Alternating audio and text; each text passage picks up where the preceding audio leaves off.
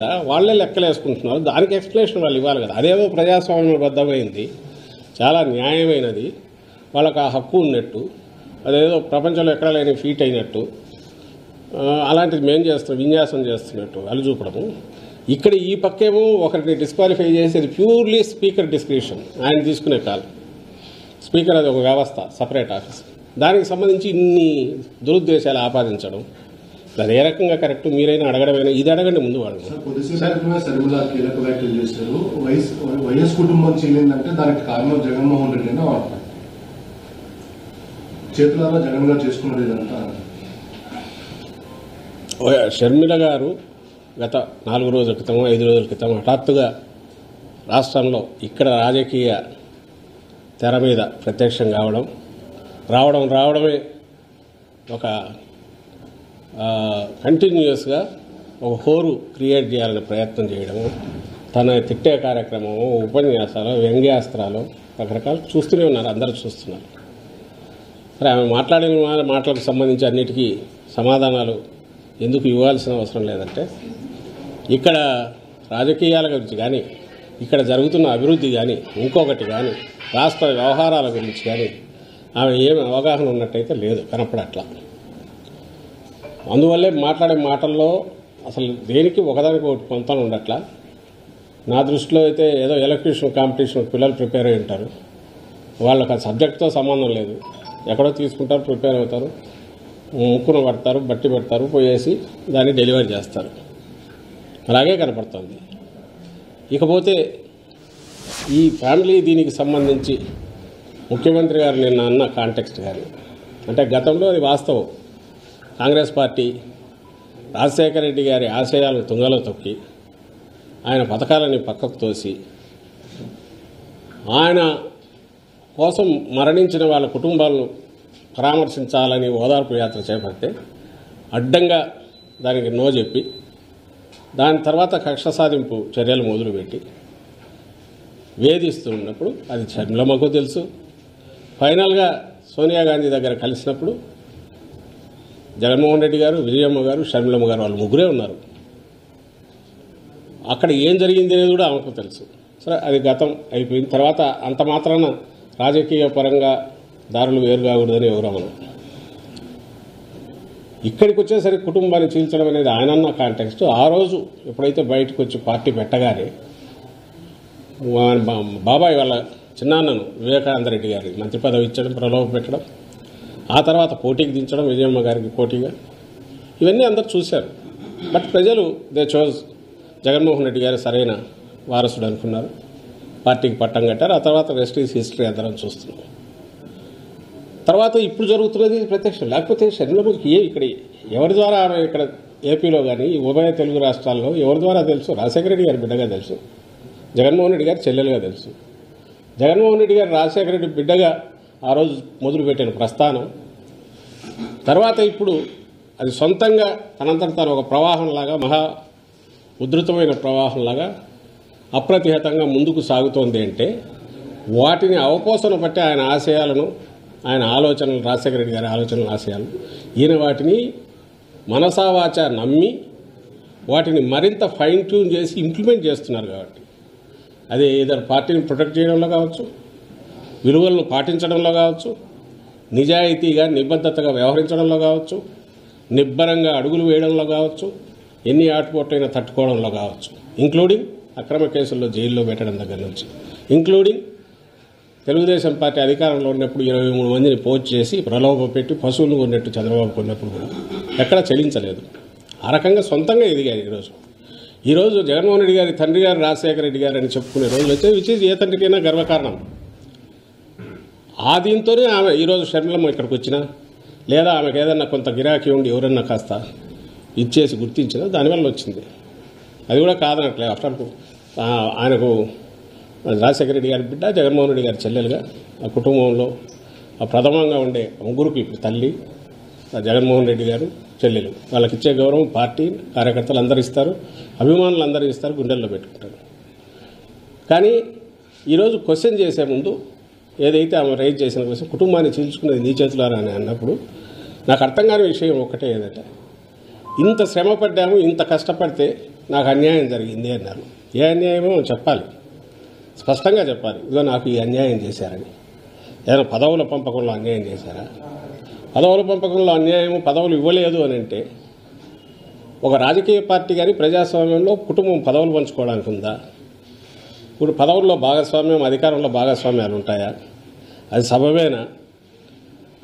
అది చర్చకు అసలు చర్చించడానికి కూడా అర్హమైందేనా? అసలు అది ప్రజాస్వామ్యం ఎట్లా అవుతుంది, రాజకీయ పార్టీ ఎట్లా అవుతుంది? ఒకసారి మొదలు పెట్టాక రాజకీయ పార్టీ దాని స్వరూపం అది తీసుకుంటుంది. ఆ ఒక స్వరూపం తీసుకున్నాక అందులో ముందు నుంచి పునాదుల దగ్గర నుంచి ఉన్న వాళ్ళు ఉంటారు, ఎదుగుతున్న కొద్ది మధ్యలో జాయిన్ వాళ్ళు ఉంటారు. ఆ ప్రవాహం ఎంత అప్రతిహతంగా ముందుకు పోతుందో, ఎంత బలంగా కొత్త ఆలోచనలు కూడా తీసుకోగలుగుతుందో, అభివృద్ధి కాగలుగుతుందో అంతకాలం అది మనగలుగుతుంది, నిలబడుతుంది. లేకపోతే చరిత్ర కాలగర్భంలో కలిసిపోతుంది. ఉదాహరణకు ఆమె పార్టీని వైఎస్ఆర్ తెలంగాణ పార్టీని పెట్టారు. అక్కడ చిన్న ఏదో పెట్టారు, తిరిగారు, కష్టపడినారు అనుకుంటే మరి అక్కడ కూడా చాలామందికి ఏవో వాళ్ళు కష్టపడి ఉంటారుగా. శరణం ఒకటే కాదుగా, చాలామంది కష్టపడి ఉంటారుగా. మరి వాళ్ళ భవిష్యత్తు గురించి ఏం ఆలోచించారు? వాళ్ళకు ఏమి న్యాయం చేశారు? ఏ రాజకీయ పార్టీలో అది కుదురుతుందా? లేదా పదవి కోసం ఆయన ఆ రోజు తన అన్న కోసం నిలబడి ఆయన చేశారా? దానికి ఏమన్నా అది దాని గురించి స్పెసిఫిక్గా ఆమె ఏదైనా చెప్పగలిగితే దానికి ఎవరైనా ఆన్సర్ ఇవ్వచ్చు. అలా కాకుండా రెండో మాట అన్నారు, అన్యాయం జరిగినా సహించాము, కానీ తర్వాత వైఎస్ఆర్ గారి ఆలోచనలు వాటిని అమలు చేయలేదు.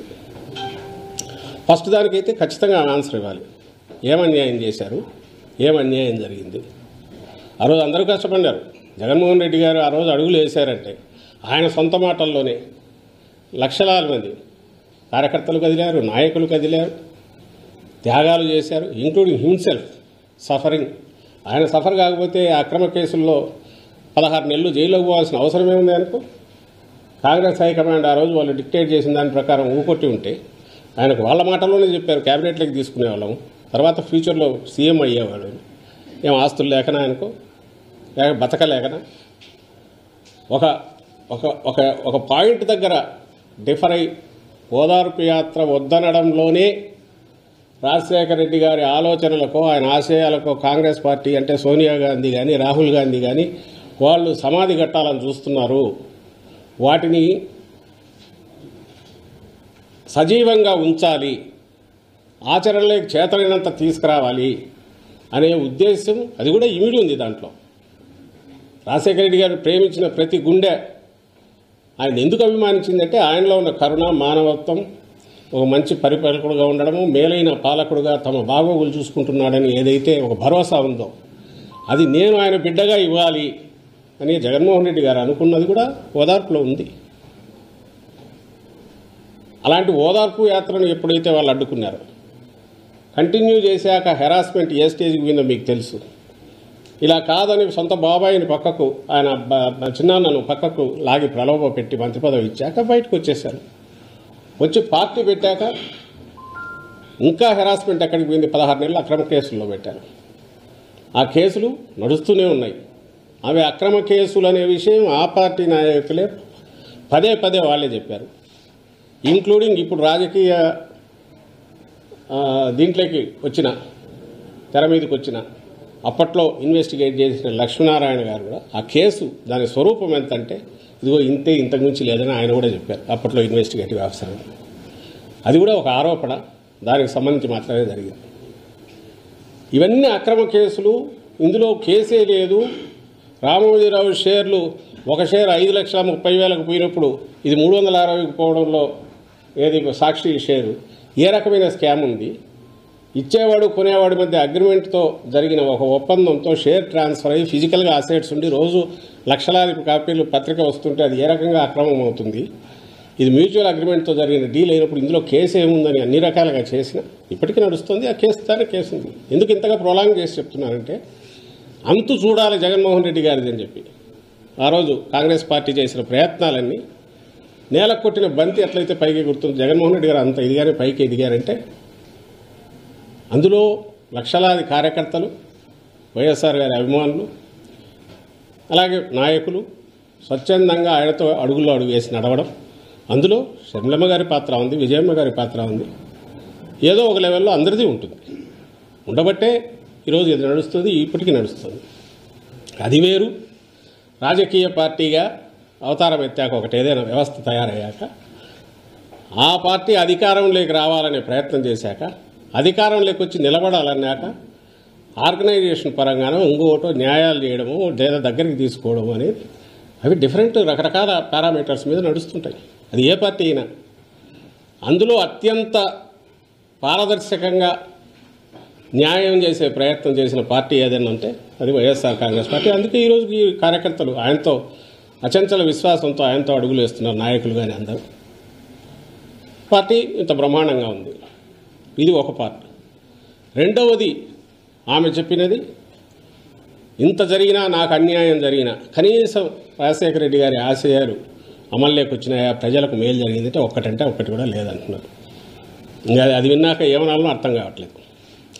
ఎంత అంటే భయంకరమైన తెలియక కూడా ఉండొచ్చు. ఎందుకంటే స్క్రిప్ట్ ఎక్కడి నుంచో తయారై వచ్చినప్పుడు, చంద్రబాబు దగ్గర నుంచి తయారై వచ్చినప్పుడు, లేదా ఏబిఎన్ రాధాకృష్ణ దగ్గర నుంచి తయారై వచ్చినప్పుడు, అక్కడ ఏముంటే ఆమె దాన్ని బట్టి ముక్కును బట్టి చెప్తున్నప్పుడు అందులో ఆమెకు తెలియకుండా పోయిండొచ్చు, తెలియదు.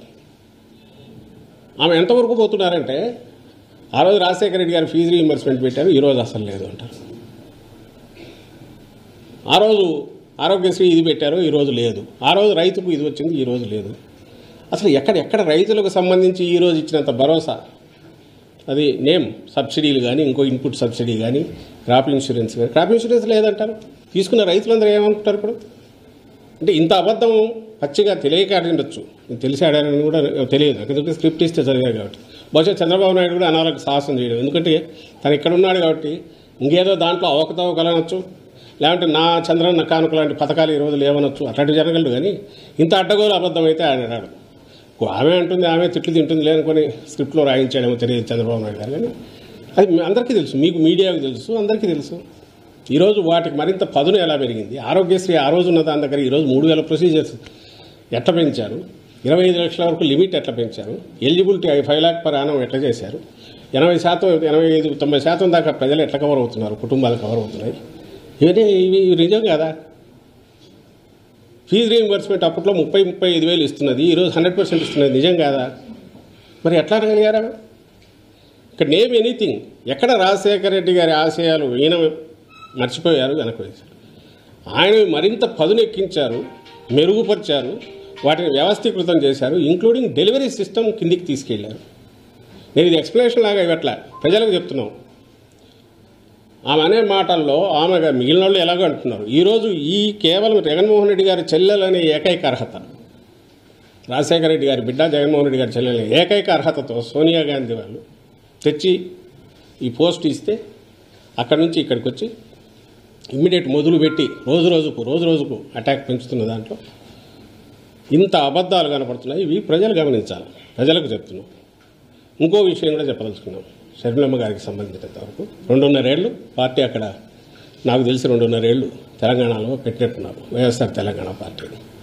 సరే, ఆ స్టేట్కి వెళ్ళారు, పార్టీ పెట్టారు. అప్పుడు చాలామంది అడిగారు, మీ కామెంట్ ఏంది, మీది అని. ఆమె she chose her path and అక్కడ ఏదైనా చేసినా we wish her all the best అని చెప్పాం. ఆమె ఏమైనా మంచి ఇది అయితే మా వైఎస్ఆర్ కుటుంబ సభ్యురాలుగా, జగన్మోహన్ రెడ్డి గారి చెల్లెలుగా సక్సెస్ అయితే హ్యాపీగానే ఫీల్ అవుతామని. సరే, వాట్ ఎవర్ ది రీజన్స్, అది జర్నీ అయింది, సడన్గా కట్ అయింది. ఈరోజు ఏ మీడియా అయితే ఆమెను భుజాన్ని ఎత్తుకొని మోస్తుందో, నేను ఈనాడు కానీ, ఈటీవీ కానీ, ఏబిఎన్ కానీ, ఇంకో TV5 కానీ, ఆంధ్రజ్యోతి, ఈనాడు పత్రికలు, ఇవన్నీ కూడా వాళ్ళు ఏ రోజు ఈమెను భుజానికి ఎత్తుకుంటున్నారు, ఏ రోజైతే జగన్మోహన్ రెడ్డి గారి మీద అస్త్రాలు ఎక్కువ పడితే ఆ రోజు మాత్రమే దాన్ని తీసుకుంటున్నారు.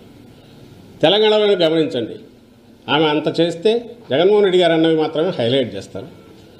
ఆఖరున కాంగ్రెస్ ఆమెను పొత్తు పెట్టుకోమని కానీ, నువ్వు పోటీ పెట్టొద్దని కానీ ఆమెను వచ్చి రిక్వెస్ట్ చేసింది లేదు. కనీసం 2nd rank 3rd rank leaders అయినా ఆమెంతటా ఆమె స్వచ్ఛందంగా అనౌన్స్ చేసుకున్నారు.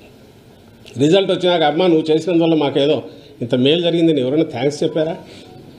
మరి ఆ సమయంలో ఎవరైనా ఈ పత్రిక, ఈ మీడియా ఎవరైనా పాపం ఈమె ఇంత కష్టపడింది, తను ఎంతో కొంత డెంటింగ్ చేయగలిగిన దేనికి మన కాంగ్రెస్ పార్టీకి దాన్ని ప్రభావితం ఓట్లు కొన్ని చీల్చగలిగిన దీంట్లో ఉండి త్యాగం చేసిన ఆమె నాయకురాలు కాంగ్రెస్ గుర్తించలేదు, వాళ్ళేమని రాశారా? అసలు తెలంగాణలో ఇర్రెలవెంట్ ఎందుకు అయింది ఈమె? ఆ రోజు అక్కడ మొదలుపెట్టిన తిట్లు అందరికీ పడినట్టున్నాయి. ఆఖరికి ఇంక్లూడింగ్ ఆ కాంగ్రెస్ కూడా తిట్టారు. లాస్ట్లో అదే కాంగ్రెస్ దీనికి ఇది అయ్యారు. ఆ తర్వాత అక్కడ పార్టీ ఇది మూసేశారు. అక్కడ నుంచి ఇక్కడ తెలంగాణలో ఈమె నిజంగా కాంగ్రెస్ కోసం ఇచ్చినప్పుడు ఎందుకు తిరగలే కాంగ్రెస్ పక్షాన? టీఆర్ఎస్ నిరంకుశమైన దీన్ని ఇచ్చేయాలనుకున్నప్పుడు కాంగ్రెస్ పక్షాన్ని ఎందుకు తిరగలేదు? న్యాయమైన ఇది ఉంది అన్నప్పుడు కాంగ్రెస్ని తీసుకురావాలనుకున్న దాంట్లో తన రోల్ ఎందుకు ప్లే చేయలే? ఆ రోజు వాళ్ళు ఎందుకు అడగలే? ఓపెన్గానే వద్దు, మాకు వద్దు, ఇక్కడ ఉండాల్సిన అవసరం లేదు వాళ్ళు ఎందుకు చెప్పారు? చెప్తే ఎందుకు సహించారు ఈమె?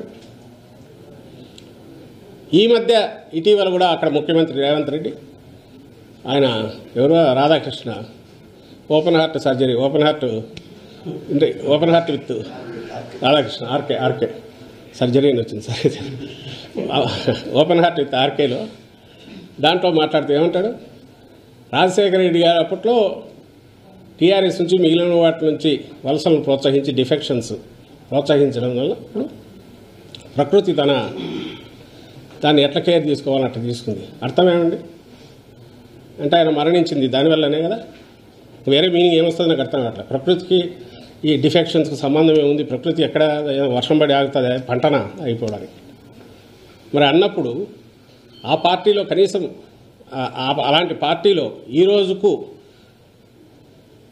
అక్కడ ఉన్న ఒక వ్యక్తి అందులో సాక్షాత్తు ముఖ్యమంత్రి, ఆ పార్టీ ముఖ్యమంత్రి అక్కడ అంటుంటే అసలు ఎట్లా దాని గురించి ఏమంటారు? ఎందుకు ఈ రియాక్షన్స్ ఎందుకు అవుతుంటే మీరు మాట్లాడాల్సినవి ఇవన్నీ ఉన్నాయి. షమ్లమ్మ గారు తన బిహేవియర్ దానికి సంబంధించి చెప్పాల్సినవి ఇవన్నీ ఉన్నాయి. అక్కడ నుంచి ఇక్కడికి రావడం ఇక్కడ మొదలుపెట్టారు. బహుశా ఈరోజు మాట్లాడిన దాంట్లో కూడా అవి ఏ స్టేట్లో ఉండాలనుకో మాట్లాడారో తెలియట్లా.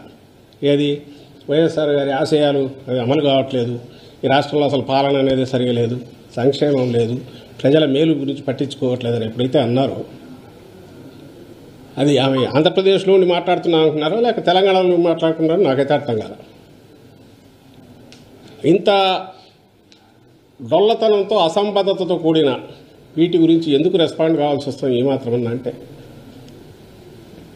కన్ఫ్యూజ్ అయ్యే అవకాశం ఉంటుంది ప్రజలు. కాబట్టి ఈ జరిగిన దీంట్లో ఏదైనా ఉంటే ఆమెకు ఏదైనా అన్యాయం జరిగింది అనుకుంటే ఏం ఆశించి ఆమె తన అన్న కోసం తిరిగారో ఆమె చెప్పాలి, ఏం ఆశించి ఆశాభంగం కలిగిందో అది చెప్పాలి.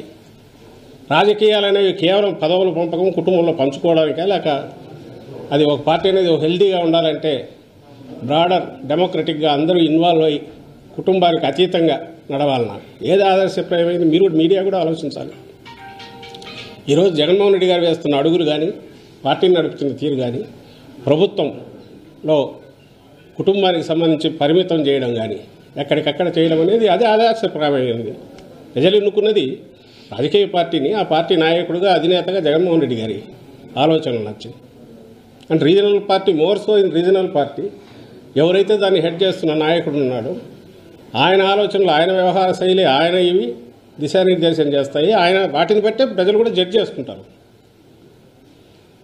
ఆ జడ్జి చేసుకోవడంలో జగన్మోహన్ రెడ్డి గారు ఒకరు, ఆయన ఇంకొక వారసత్వం కానీ ఇంకోటి కానీ అటు ఇటు లేదు, లేదా కుటుంబంలో పదవుల కోసం ఆయన ఇచ్చేయట్లేదు, పార్టీని హెల్తీగా ఉంచడానికి ఇలాంటి బంధాలకన్నిటికీ అతీతంగా నడుపుతున్నాడు అనేది ఆదర్శప్రాయమైంది. అది వద్దని ఆమె అనుకుంటుంటే అది చెప్పాలి, లేదు ఇట్లా ఉండాలి, దాంట్లో నాకు ఇంత వాటా రావాలని అనుకున్నాను, రాలేదంటే అదన్నా స్పెసిఫై చేయాలి. సార్, షర్మిల చేసిన మరి కొన్ని వ్యాఖ్యలు చూసుకున్నట్లయితే వైసీపీ బీజేపీకి తొత్తుగా మారింది అని పదే వ్యాఖ్యలు చేస్తా ఉన్నారు. నిజంగానే బీజేపీ అది కూడా ఇప్పుడు వైఎస్ఆర్సీపీ ఇక్కడ భారతీయ జనతా పార్టీకి సంబంధించి ఒక స్టూజ్లాగా ఒక తొత్తులాగా మారిందని అంటే వాళ్ళకి అప్పచెప్పిందంటే ఎక్కడ ఏ దేంట్లోనో చెప్పాలిగా. ఇక్కడున్న పథకాలు బీజేపీవే, ఇక్కడున్న ఆలోచన వీటికి అమలు జరుగుతున్న బీజేపీని ఏ రకంగా ఇదిగో ఈ స్పెసిఫిక్ దీంట్లో వాళ్లకు ఇదే అయిపోయారు. స్టీల్ ప్లాంట్కి సంబంధించినంత వరకు అది సెంట్రల్ గవర్నమెంట్కి సంబంధించింది. We can suggest, we can try to impress upon it, convince చేయడానికి చేయొచ్చు. అది ముందు నుంచి ప్రయత్నం జరుగుతుంది. ఫస్టే రాశాము. జగన్మోహన్ రెడ్డి గారు అందరికంటే ముందు రియాక్ట్ అయ్యి అక్కడికి డెడికేటెడ్ ఓవర్ సప్లైస్ ఇవ్వడము, వాళ్ళ స్ట్రక్చర్ డెట్ రీస్ట్రక్చర్ చేసి ఫర్దర్ లాంగ్ పీరియడ్ తీసుకొని రావడము, దానికి సెంట్రల్ గవర్నమెంట్ షూరిటీ ఇవ్వడము, అలాగే ల్యాండ్ సర్ప్లస్ ఉన్నవి ఏదైనా కొంత మార్కెటబిలిటీ ఉంటే వాటిని ఇచ్చేసి దానికి అవసరమైన దీన్ని పూల్ చేయడము, ఫండ్స్ పూల్ చేయడము, డెట్ తగ్గించుకోవడము, ఇవి చేసి నిలపండి. ఎందుకంటే ఇది ఎమోషనల్కి సంబంధించి, సెంటిమెంట్కి సంబంధించింది, దిస్ ఈజ్ నాట్ సంథింగ్ ఏదో జస్ట్ బిజినెస్ వెంచర్ కాదు అని రాశారు. తర్వాత కలిసినప్పుడు చెప్తున్నారు, ఎప్పటికప్పుడు జరుగుతోంది. ఇంతకు మించి వేరే రకమైన పోరాటం ఎవరైనా చేయగలరా? అక్కడ కాదు, కానీ ఆయన సమక్షంలోనే దాన్ని మెన్షన్ చేశారు. ప్రధానితో తాను పార్టిసిపేట్ చేసిన ఆ ఉత్తరాంధ్ర జిల్లాల్లో జరిగిన సభలో ఆ స్టేజ్ మీదనే స్పెషల్ స్టేటస్ ఒకటి ఇవి ఒకటి మెన్షన్ చేశారు. మనం డెమోక్రసీలో ఉన్నామా లేక ఇంకెక్కడ ఉన్నాం? స్టేట్ ఏం చేయాలి దీంట్లో? పోరాటం అనేది ఏంటి? దానికి నిర్వచనము, ఆ స్వరూపం ఎట్టుండాలో చెప్తే దాని ప్రకారం ఆలోచించవచ్చు. అవేమీ లేకుండా దాన్ని సాధించలేకపోయారు అని అంటే దానికి ఆన్సర్ ఏముంటుంది? ప్రయత్నాలు చేస్తున్నారా లేదా? ప్రయత్నం లోపం ఉందా లేదా? సపోర్ట్ చేశారా? పొలిటికల్ పార్టీగా ఒక స్టేట్మెంట్ ఇట్ సెల్ఫ్ దానికే వాల్యూ ఉంటుంది. పొలిటికల్ పార్టీగా ప్రైవేటైజ్ చేయడానికి వైఎస్ఆర్సీపీ పాజిటివ్గా ఉందంటూ ఎవరన్నా స్టేట్మెంట్ ఇస్తే ఎస్, అది రాంగ్ అవుతుంది. ఎందుకంటే దట్ రిఫ్లెక్ట్స్ ఎంటైర్ ఈ పార్టీ మొత్తం దీన్ని రిఫ్లెక్ట్ కాదుగా. వద్దని చెప్తున్నాము, దానికి ఏ రకంగా దాన్ని అవాయిడ్ చేయొచ్చో కూడా అడ్వైజులు ఇచ్చాము, ఇంప్రెస్ చేయడానికి ట్రై చేస్తున్నాం. అలాగే నిన్ననో ఎప్పుడో చూశాను గంగవరం పోర్టుకు సంబంధించి. గంగవరం పోర్టుకు సంబంధించి మనకున్న పర్సెంటేజ్ ఏదైతే ఉందో అది దానికి బదులుగా వచ్చిన 600 కోట్లు మిగిలిన 3 పోర్టు డెవలప్మెంట్కి ఇప్పుడు ఏదైతే 13,000 కోట్లు 14,000 కోట్లతో డెవలప్ చేస్తున్నాం. మచిలీపట్నం, రామాయపట్నం, మచిలీపట్నం, మూలపేట 3 పోర్ట్స్కు అవసరమైన మన వాటా ఏదైతే ఉందో 3,000 కోట్లలో పార్ట్గా దాన్ని తీసుకొచ్చి ఇక్కడే పెట్టారు, ఎక్కడికి పోలా. ఒకటి. సెకండ్ థింగ్, దానివల్ల we have not lost our right. 33 ఇయర్స్కి అది పీపీపీ మోడ్లో ఎక్కడున్నా కూడా 33 ఇయర్స్ తర్వాత మనకు మళ్ళీ గవర్నమెంట్కే వస్తుంది.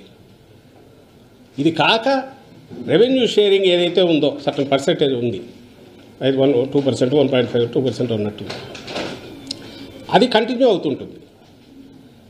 ఒక పెద్ద ప్లేయర్ వచ్చి ఆపరేషన్స్ ఎక్స్పాండ్ చేస్తే, మోర్ బెర్త్ తీసుకొచ్చి బిజినెస్ యాక్టివిటీ పెరిగితే, రెవెన్యూ పెరిగితే దానికి తగినట్టు ఇది పెరుగుతుంది.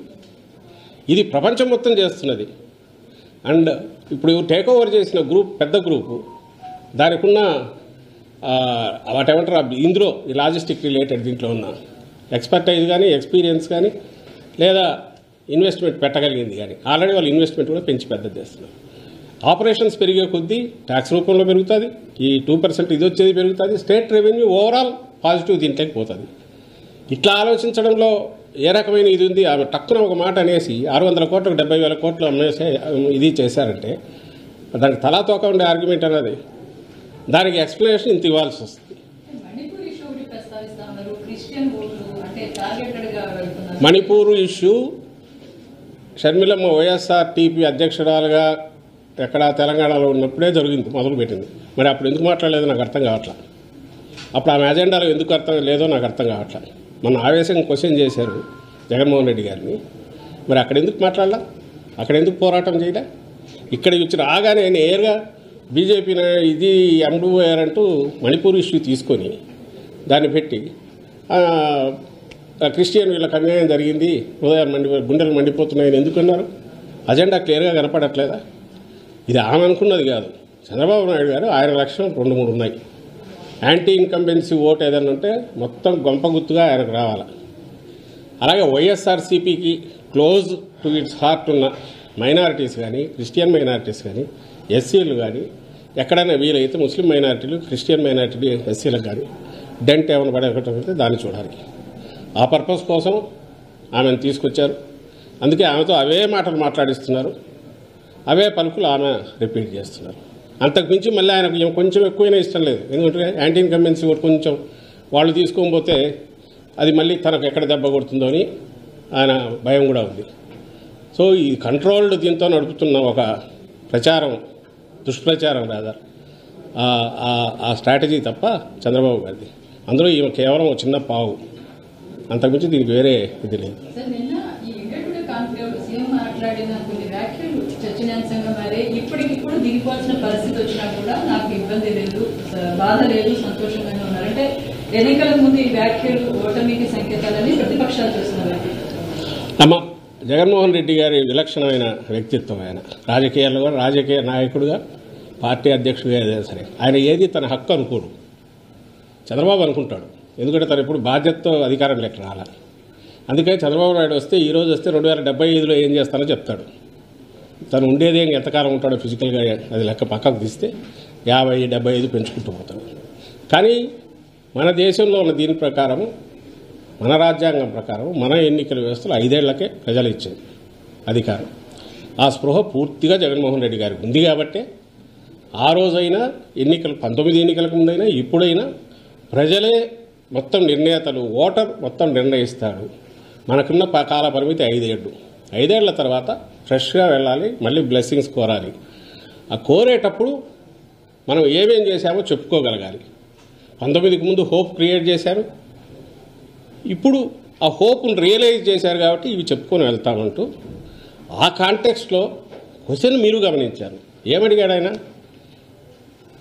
అడిగిన రాజ్దీప్ సర్దేశాయ్ ఏమడిగాడు? వస్తుంటే ఒక పాప వచ్చి ఈ ట్యాబ్ మీరే ఇచ్చారు సార్ అని చెప్పి థ్యాంక్స్ చెప్పి సీఎం గారికి చెప్తే ఆయన బ్లెస్ చేశారు. తర్వాత ఇక్కడికి వచ్చాక మీకు ఇది సాటిస్ఫాక్షన్ ఇస్తుందా? ఇదే గవర్నెన్స్ మీద ఎక్కువ దృష్టి పెట్టారా పాలిటిక్స్ కంటే? ఇదే ఎక్కువ మీకు సాటిస్ఫాక్షన్ ఇస్తుందంటే దానికి భావోద్వేగంతో ఆయన రియాక్ట్ అవుతూ ఆయన చెప్పిన మాట, ఐ ఫీల్ సో హ్యాపీ, ఈ 4.5 ఏళ్లలో ఇన్ని కోట్ల మంది జీవితాలను నేను సృజించగలిగినందుకు, వాళ్ళని టచ్ చేయగలిగినందుకు, పాజిటివ్ స్మైల్ తీసుకురాగలిగినందుకు నా జన్మ ధన్యమైంది అనుకుంటాను అనే 10 సెన్స్లో అంటూ, ఇఫటాల్ ఒకవేళ ఇది కావాల్సి వచ్చినా నేను పూర్తి సాటిస్ఫాక్షన్తో ఉంటానండి. ఎవరు అనగలరు? అది ఒక మహాస్థితి ప్రజ్ఞుడు మాత్రమే అనగలడు. ఇప్పటికి 75 ఏళ్ళకు కూడా ఎట్లా ముఖ్యమంత్రి కుర్చీ కోసం పట్టుకోవాలా, దాని కోడు పక్కన పట్టుకొని పైకి ఎట్ట పాకాలా, ఎవరి భుజాల మీద ఎక్కాలనుకునే చంద్రబాబు నాయుడు గారు అనలేడన్నమాట. ఈ రోజుకి ఈ రోజు అయినా అంటే ఈ రోజు నేను ఒక్కరోజు చేసిన ఒక్కరోజులో నేను ఏం చేయగలిగాను, ఈ 4.5 ఏళ్ళు 24/7 నేను పనిచేయడం ద్వారా నా రాష్ట్రానికి నేను ఏం చేయగలను చెప్పుకోవడానికి జగన్మోహన్ రెడ్డి గారికి ఇంతుంది. అవన్నీ చూసి ఆయన హ్యాపీగా ఫీల్ అవుతున్నారు, ఓ తృప్తి కలుగుతుంది. ఆ తృప్తిని ఎక్స్ప్రెస్ చేశారు దాంట్లో. దానికి ఓ చిల్లర ఇంటర్ప్రిటేషన్ ఇచ్చి వాళ్ళు దాన్ని ఏదో లాగాలని చూస్తే వాళ్ళు దాంతో సంతోషిస్తే ఏం చేయలేము.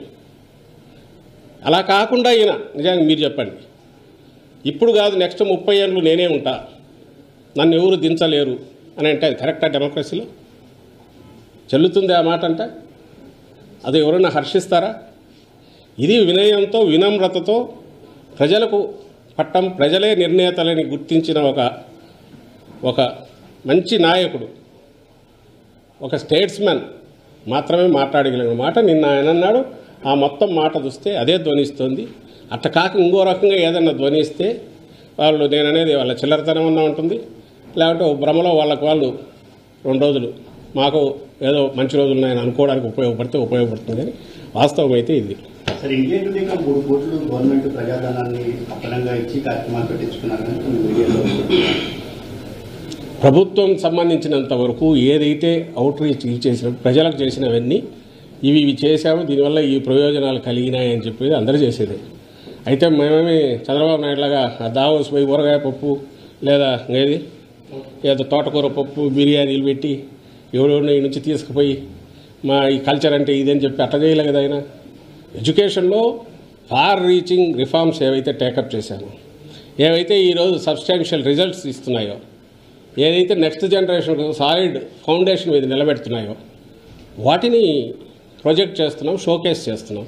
ఓ నేషనల్ మీడియాను వాళ్ళ దీన్ని స్పాన్సర్ చేయడం ద్వారా అది ఏ స్టేట్ అయినా చేయదగ్గది, చేయాలి. రాజకీయం కోసం చేయాలి. ఆయన మాదిరి ఆయన దీనికి ఏదో జనాగ్రహ దీక్ష అటు పెట్టి కోట్ల రూపాయలు ఖర్చు పెట్టి బెంచ్ సర్కిల్లో ఇవి చేయలే. అలాగే ఢిల్లీకి పోయే జనాగ్రహ ఏదో దీక్ష పేరు పెట్టాడు, ఏది నవనిర్మాణ దీక్షను, ఇంకోటి ఢిల్లీకి పోయి బ్లాక్ డ్రెస్లు వేసుకొని అక్కడ కూర్చొని మోడీని తిట్టి దానికి కోర్టు పెట్టి చేయలే. దావోస్కు స్పెషల్ ఫ్లైట్లు వేసుకెళ్ళి కంటిన్యూస్ పోయి నేను ప్రపంచానికి మార్గదర్శనం చేస్తాను ఆయన మేమేం చేయట్లా. జగన్మోహన్ రెడ్డి గారు చేస్తున్నది ఈ రాష్ట్రంలో ఆయన తన ఎంతవరకు ప్రజలు తనకు ఇచ్చారో మ్యాండేటు దాన్ని ఫుల్లెస్ట్ దీనికి వాడుకుంటూ అక్కడ ఏమేం చేశారో మన రాష్ట్ర ప్రజలకు తెలియాలి, బయట ప్రపంచానికి తెలియాలి అనే ఉద్దేశంతో ఇచ్చేశారు. అందులో ఏది ఆయన చేసిన షోకేస్ చేసిన దాంట్లో ప్రతిదీ ప్రూవ్ అయినవి, నడుస్తున్నవి, భ్రమలు క్రియేట్ చేసేవి కాదు, అభూత కల్పనలు కాదు. సో ఇప్పుడు ఖర్చు అంటే దీనికి మించి 10 100 రెట్లు పోలవరం బస్సులు వేసింది ఎంత 100 కోట్లు అయినట్టుంది నాకు తెలిసి. జయం జయం చంద్రన్న అని ఆ రోజు పాటలు పాడినా తీసుకుపోయినా ఏమి కానీ పోలవరం గేట్ ఎత్తేదానికి ఒక గేట్ పెట్టిన దానికి ఆయన ప్రాజెక్ట్ పూర్తయినంత తర్వాత చేశాడు. ఇప్పుడు ఏమట్లాంటి జరగట్లా.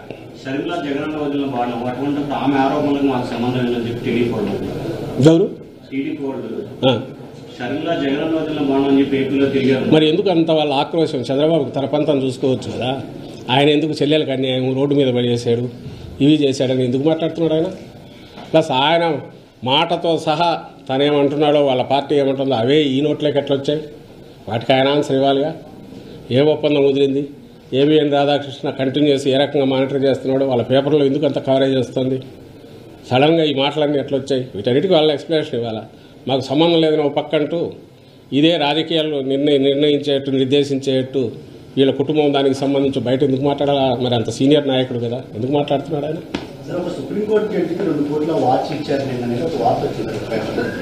ఏదో సొల్లువాగుడు ఏదో అంటుంటారు. అక్కడ ఎవరైనా వాళ్ళు ఉండి విన్నారా, వాళ్ళు ఉండి చూసారా? ఎవరన్నా ఆ ఛానల్కి కానీ దాన్ని నమ్ముకొని నడుస్తున్న టీడీపీకి కానీ లేదా ఆ పేపర్కి కానీ రాధాకృష్ణ పేపర్ లేదా దాన్ని నమ్ముకొని నడుస్తున్న టీడీపీకి కానీ వాళ్లకు అసలు ఈ రాష్ట్రానికి ఏం కావాలా, ఈ ప్రజలకు ఏవి ఇష్యూస్ దాని మీద డిస్కస్ చేయాలి, దాని మీద మా లైన్ ఇది మీ లైన్ ఇది అని అడిగేది లేదు. అందువల్ల ఏదో ఒక అభూత కల్పన క్రియేట్ చేసి వేసేయడం, దాని మీద ఇంకా డిస్కషన్ స్టార్ట్ చేయడం, దాని మీద వాళ్ళే ఖండనలు ఇవ్వడము, దాని మీద వాళ్ళే ఛాలెంజ్లు ఇవ్వడం, వాళ్ళకి ఇది మామూలుగా సహజం. 2 రోజులు డైవర్ట్ చేయాలని చూస్తుంటారు. అంతకుమించి దాంట్లో ఎవరు వెళ్ళారమ్మా?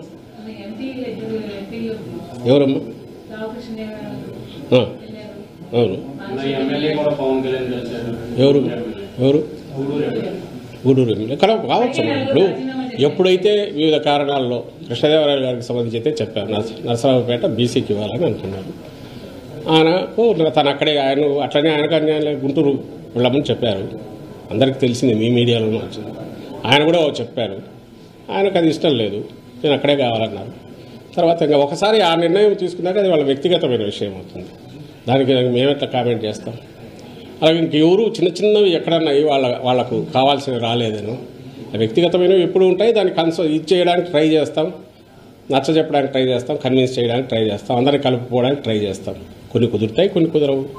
ఏ రాజకీయ పార్టీ అయినా నిన్ననే ముఖ్యమంత్రి గారు కూడా చెప్పినట్టున్నారు, ఎప్పుడో ఒకసారి తప్పవు ఎలక్షన్లు వచ్చే కొద్దీ.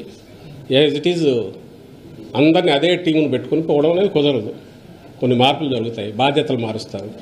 అవి నచ్చని వాళ్ళు కొంతమంది వాళ్ళ అసంతృప్తిని ఇంకో రకంగా వ్యక్తం చేయొచ్చు, అది సహజం. అయితే మా వైపు నుంచి మేము ముందే మొదలు పెట్టినందులో వీఆర్ కాన్ఫిడెంట్. మేము ఒక క్లియర్ డస్ట్ అంతా సెటిల్ అయ్యాక 175 టీమ్ ప్లస్ 25 ఎంపీ టీంతో పర్ఫెక్ట్గా దిస్ ఈజ్ జగన్మోహన్ రెడ్డి గారు, this is YSRCP, this is his team అనేది ప్రజెంట్ చేయగలము. ప్రజలు జడ్జ్ చేసుకోవడానికి